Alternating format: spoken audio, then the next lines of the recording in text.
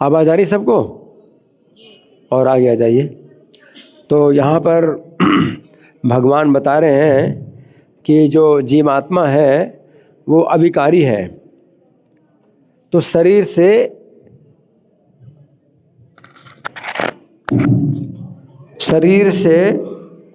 इसका बहुत अंतर है। शरीर में 6 प्रकार के परिवर्तन होते हैं और आत्मा में ये 6 प्रकार के परिवर्तन नहीं होते।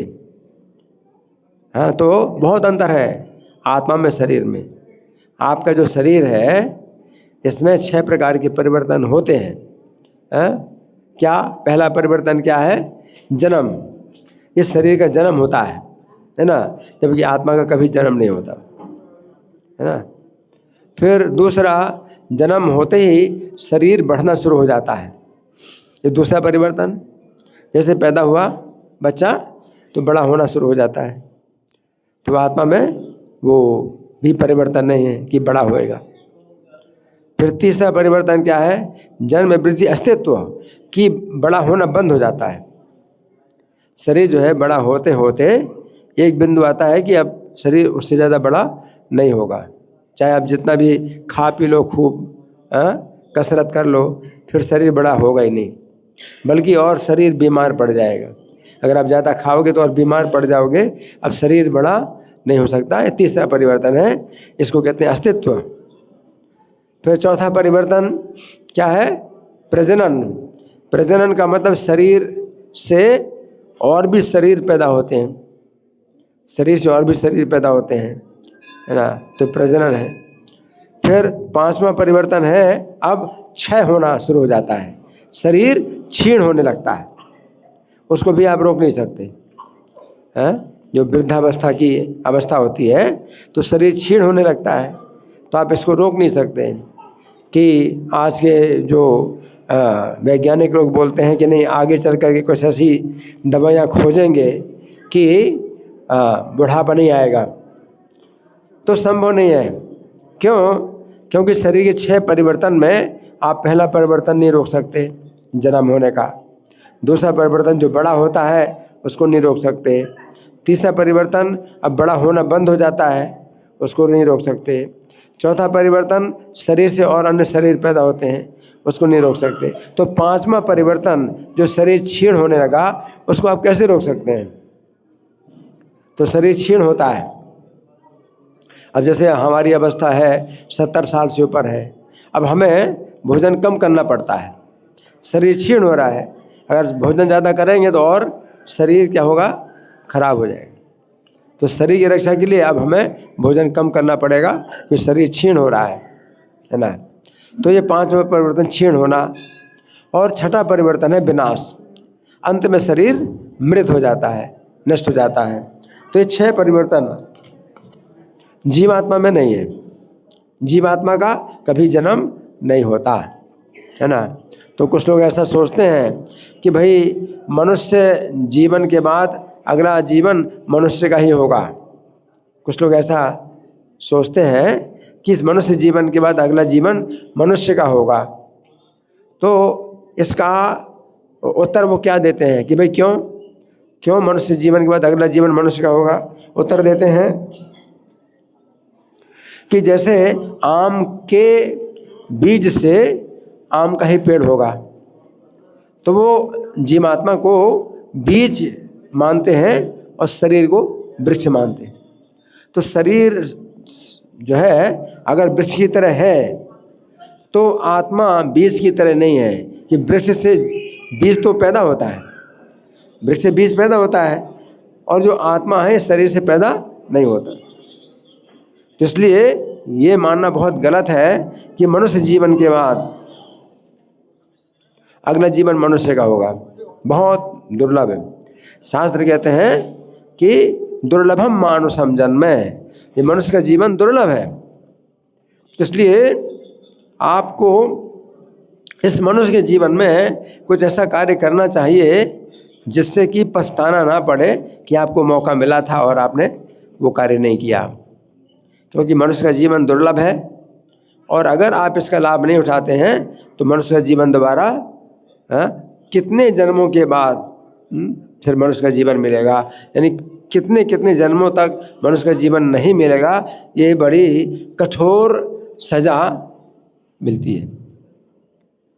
तो मनुष्य के जीवन का जो है हमें लाभ उठाना चाहिए। तो जो जीवात्मा है ये कभी पैदा नहीं होता, शरीर हमेशा पैदा होता है ना। तो ये पहला परिवर्तन जो शरीर में है कि जन्म लेता है, वो परिवर्तन आत्मा में नहीं है। आत्मा कभी भी जन्म नहीं लेता, है ना। कोई भी ऐसा समय नहीं था जब मैं नहीं था, आप नहीं थे। सब आत्माएं व्यक्तिगत रूप से नित्य हैं। कोई भी समय ऐसा नहीं जब मैं नहीं था, ये नहीं थे, आप नहीं थे। सब व्यक्तिगत रूप से नित्य आत्माएं हैं। चाहे वो किसी शरीर में रहे, लेकिन हमेशा रहे, जहाँ भी रहे लेकिन हमेशा रहे।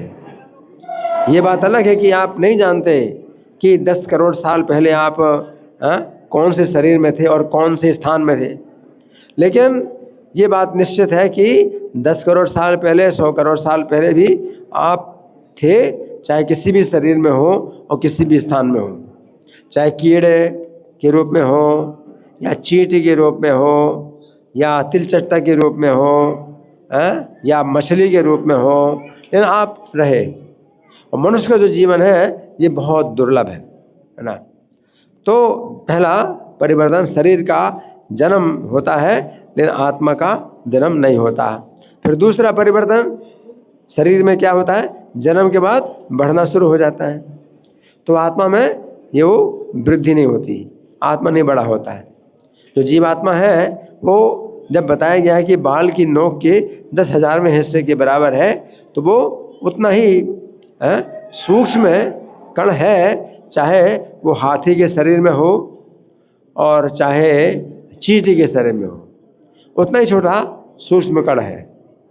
कितना छोटा है, बाल की नोक के 10,000वें हिस्से के बराबर है ना। अब आप कहेंगे कि बाल की नोक के 10,000वें हिस्से के बराबर जीवात्मा है, तो हाथी के शरीर में वो कैसे इसको जो है चलाता होगा। अगर चींटी के शरीर में भी जीवात्मा चलाता है चींटी के शरीर को और हाथी के शरीर को चलाता है, तो कैसे हो सकता है। तो इसका उत्तर ये है कि जीवात्मा की साइज तो इतनी छोटी है, परंतु चेतना उसकी पूरे शरीर में फैल जाती है। अगर चींटी का शरीर है तो उसकी चेतना चींटी के पूरे शरीर में रहती है, और हाथी के शरीर में अगर जीवात्मा होता है तो उसकी चेतना हाथी के पूरे शरीर में रहती है। तो ये चेतना जो है वो होती है जो कि पूरे शरीर में फैली रहती है, और उसका जो है जो साइज़ है वो शरीर के साइज़ के अनुसार जो है घटता बढ़ता है चेतना का, है ना। तो चेतना जो है उसी प्रकार से जैसे सूर्य से प्रकाश निकलता है, तो सूर्य कितना छोटा है उसके प्रकाश की तुलना में। सूर्य का जो प्रकाश है वो कितनी दूर तक जाता है, और सूर्य उसकी तुलना में बहुत छोटा है। उसी प्रकार से जीवात्मा बाल के नोक के 10,000वें हिस्से के बराबर है, इतना छोटा है। उसका जो चेतना है वो पूरे शरीर में फैला हुआ है ना। तो ये जो जीवात्मा है कभी बड़ा नहीं होता है ना। तो दूसरा परिवर्तन नहीं है। फिर तीसरा परिवर्तन क्या है, अस्तित्व की बड़ा होना बंद हो जाता है। शरीर का बड़ा होना बंद हो जाता है। अब आपका शरीर मान लीजिए अभी बड़ा हो रहा है, बड़ा होते होते 40 साल होंगे, 45 साल होंगे, 50 साल होंगे, उसके बाद फिर शरीर बड़ा नहीं होगा, बंद हो जाएगा, बड़ा होना बंद हो जाएगा। तो ये परिवर्तन जो शरीर में है वो आत्मा भी नहीं। क्यों? क्योंकि जब बड़ा ही नहीं होता आत्मा, तो फिर बड़ा होना जो बंद है उसकी कोई बात ही नहीं की, बड़ा होना बंद हो जाता है। तो जन्म वृद्धि अस्तित्व, ये तीसरा परिवर्तन। फिर चौथा का है प्रजनन। शरीर से दूसरे भी शरीर पैदा होते हैं, है ना। तो चाहे स्त्री का शरीर हो चाहे पुरुष का शरीर हो, तो पुरुष के शरीर में भी जो वीर्य बनता है तो वो जो है वो मनुष्य शरीर की तरह वो जो है वो उसके बीज है, शरीर का बीज ही है। और स्त्री के शरीर में जो रज बनता है तो भी जो है शरीर का एक आवश्यक है हिस्सा है। तो प्रत्येक शरीर में क्या है, दूसरे शरीर पैदा होते हैं। तो आत्मा में अगर कहें कि एक आत्मा से दूसरी आत्मा पैदा होती है, नहीं। इस शरीर से तो बहुत से शरीर पैदा होते हैं, चाहे वो जीवित ना रहें, लेकिन आत्मा से कोई भी आत्मा पैदा नहीं होती, प्रजनन नहीं है? तो किसी आत्मा से दूसरी आत्मा नहीं पैदा होती, और ना दो आत्माएं मिलकर के एक आत्मा बनती। आत्मा ना तो टूटती है, और ना ही दो आत्माएं मिलकर के एक आत्मा बने जुड़ती। आत्मा टूटती नहीं, ना जुड़ती है। तो आत्मा से जो है कभी भी दूसरी आत्मा का जन्म नहीं होता है। जैसे कि बिच्छू के, है ना, तो जितने अंडे होते हैं, तो बहुत से अंडे होते हैं, एक बिच्छू से बहुत से अंडे होते हैं और वो बिच्छू बन जाते हैं। तो आप कहेंगे कि एक बिच्छू से बहुत से बिच्छू पैदा हुए, नहीं।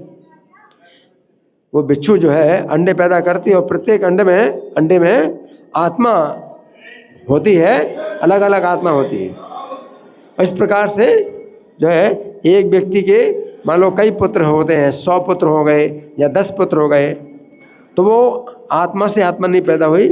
वो आत्मा उस समय आती है जब गर्भाधान होता है, स्त्री पुरुष का गर्भाधान होता है, उस समय जो जीवात्मा है वो उस समय वो प्रवेश करती है, माता के गर्भ में प्रवेश करती है। तो ये चौथा परिवर्तन नहीं है, प्रजनन। फिर पांचवा परिवर्तन क्षय, कि आत्मा का फिर जो शरीर है धीरे धीरे क्षीण होने लगता है। अब बड़ा नहीं होगा, बल्कि और नीचे, मतलब पीछे नीचे गिर रहा है।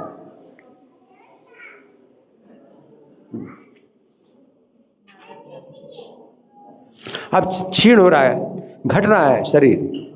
लेकिन आत्मा में इस प्रकार का परिवर्तन नहीं है कि आत्मा घटती हो, जो पहले से इतना छोटा है। आत्मा पहले से इतना छोटा है, बाल के अग्र भाग के 10,000वें हिस्से के बराबर है, तो वो छोटा भी नहीं हो सकता उससे, है ना। तो ये क्षय और फिर विनाश, शरीर अंत में क्या होता है, नष्ट हो जाता है। तो आत्मा का जो है कभी विनाश नहीं है। तो आत्मा के जो है ये सब बारे में जान करके भगवान कहते हैं आपको शोक करने की जरूरत नहीं है। अर्जुन शोक कर रहे हैं, किस लिए शोक कर रहे हैं कि इतने जो है जो संबंधी हमारे कुटुंबी है वो सब युद्ध में मारे जाएं। तो जब भी हम जब सोचते हैं कि भाई कोई मर गया, आप बोलते हैं भाई वो मर गए, वो मर गए, कोई किसी व्यक्ति का नाम लेते वो मर गए, तो दिमाग में क्या आता है, अब नहीं रहे। आप यही सोचते हैं ना, अब वो नहीं रहे। तो ये अज्ञान है। भगवान गीता में जो है ये सबसे पहला ज्ञान जो दे रहे हैं, आवश्यक ज्ञान दे रहे हैं कि आप किसी के बारे में जब बोलते हैं कि भाई वो मर गए, तो मृत्यु अगर मान लो शब्द का प्रयोग करते हैं तो शरीर के लिए तो मृत्यु शब्द का प्रयोग किया जा सकता है, आत्मा के लिए मृत्यु शब्द का प्रयोग नहीं किया जाता। तो शरीर की मृत्यु हो गई, इसका मतलब है कि आत्मा दूसरे शरीर में चली गई। तो आत्मा दूसरे शरीर में चली गई, तो आत्मा की कभी मृत्यु नहीं होती। तो हम व्यवहार में अगर कभी किसी के बारे में बोलते हैं भाई उनकी मृत्यु हो गई, इनकी मृत्यु हो गई है, उनके पिता की मृत्यु हो गई, है ना, तो ये सब जो है व्यवहार में अगर बोला भी जाता है तो हमारे दिमाग में ये विचार फिर भी बना रहे कि किसी की भी मृत्यु होती नहीं। जितने भी जीवात्मा हैं उनकी संख्या अनंत है, परंतु वो संख्या जो है ना तो ज़्यादा होती है ना कम होती है। अगर मान लीजिए आप कहें कि भारत में जनसंख्या कैसे बढ़ गई, भारत की संख्या तो बढ़ती जा रही है, इसका मतलब है कि आत्माएं अब जो है और ज़्यादा पैदा हो रही हैं। नहीं, आत्मा पैदा नहीं हो रही। अब भारत में अगर मान लो जनसंख्या बढ़ रही है तो इसका मतलब क्या है कि वो जनसंख्या कैसे बढ़ रही है कि ऊपर के लोगों से जो पुण्य आत्माएँ हैं अपने पुण्य को छीन करके मनुष्य जन्म प्राप्त कर रहे हैं, या फिर नीचे पशु पक्षी की योनियों से जो है जो आत्माएं हैं वो मनुष्य जीवन में आती हैं, और नरक भोग करके भी कई आत्माएं मनुष्य के जीवन में आती हैं। तो इसलिए ऐसा कहना सही नहीं है कि जनसंख्या बढ़ रही है, भारत की जनसंख्या बढ़ रही है या चीन की जनसंख्या बढ़ रही है। नहीं, ऐसा नहीं है। जनसंख्या नहीं बढ़ रही किसी की, मनुष्य का जीवन बहुत दुर्लभ है, इस बात को समझना है। और अगर दुर्लभ है मनुष्य का जीवन तो आपको क्या करना चाहिए, इस जीवन का आप ऐसा सदुपयोग करें जिससे कि आपकी बहुत बड़ी रक्षा हो। तो बहुत बड़ी रक्षा क्या हो सकती है आपकी, कि आप अगर हरे कृष्ण का जाप करते हैं तो मनुष्य जीवन के बाद आप जहाँ कहीं भी जाएंगे तो ये हरे कृष्ण का जाप आपके साथ जाएगा और ये आपकी दुर्गति नहीं होने देगा। अगर आपने हरे कृष्ण का जाप नहीं किया तो आपकी कितनी दुर्गति होगी आप नहीं जानते। कितने जन्मों तक ऊंट बनना पड़ेगा और बिच्छू बनना पड़ेगा, मेढक बनना पड़ेगा, आप नहीं जानते। कर्म के बंधन बड़े जटिल हैं। परंतु अगर आप हरे कृष्ण का जाप करते हैं तो दुर्गति नहीं होगी, आपको ऊंचे लोक में जाएंगे। और अगर आपने हरे कृष्ण का जाप इतना किया है कि भगवान के साथ सेवा का संबंध बन गया है तो वैकुंठ में जाएंगे, जहाँ से फिर वापस नहीं आएंगे। वो अपना असली स्वरूप है। तो सबसे बड़ा तो लाभ यही है मनुष्य के जीवन का कि आप वैकुंठ में जाइए, फिर वहाँ से वापस नहीं आना पड़ेगा, ना आप आना चाहेंगे, क्योंकि वो जो जीवन है उसमें शरीर में भी वो परिवर्तन नहीं होते जो यहाँ के शरीर में होते हैं। आपको आध्यात्मिक शरीर मिलता है और आत्मा में और शरीर में अंतर नहीं होता। वैकुंठ की प्राप्ति, अगर वैकुंठ की प्राप्ति नहीं हुई तो भी हरे कृष्ण का जाप करने से आप कितनी रक्षा होगी कि आपको अगले जीवन में फिर से ये अवसर मिलेगा कि जो भक्त हैं उनकी संगति मिलेगी। जैसे आप अभी यहाँ पर हैं, सुन रहे हैं, बैठे हैं, तो इस तरह से भक्तों की संगति का अवसर प्राप्त हो तो ये बहुत बड़ी रक्षा है। तो ये प्रार्थना करना चाहिए कि आपको जो है अगले जीवन में क्या हो, जन्म जन्म आपको क्या मिले, ऐसा अवसर मिले। कैसा अवसर मिले कि भगवान की चर्चा, भगवत गीता की चर्चा, श्रीमद् भागवत की चर्चा आपको सुनने को मिले। इसके लिए आपको क्या करना है, हरे कृष्ण का जप करना है। धन्यवाद। ग्रंथराज श्रीमद् भगवत गीता की जय, श्रील प्रभुपाद की जय। हरे कृष्णा।